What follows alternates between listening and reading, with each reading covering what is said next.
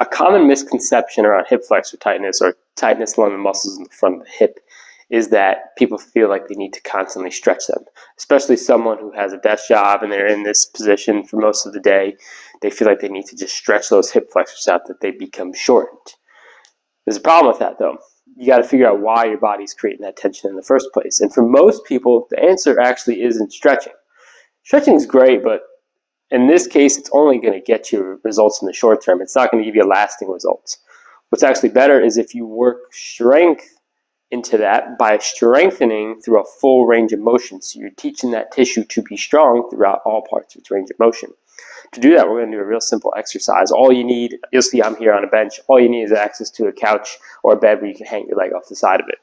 So I'm going to set up, one leg is going to be off of the bench. The opposite leg is going to be planted squarely on the bench here.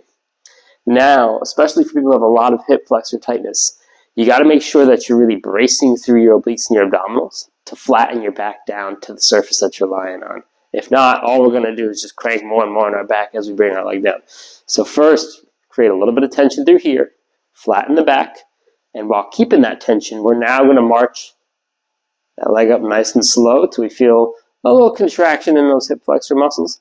And then we're going to come down, and when we get to the bottom, we're going to add a little bit of a glute contraction through here while still keeping our back flat against the bench, and then come back up.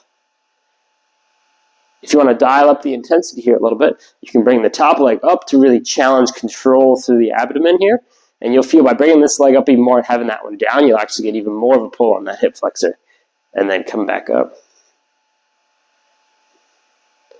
And if you want to even make it more intense, if you have access to a mini band, you can place it first around the knees and then around the ankles and feet.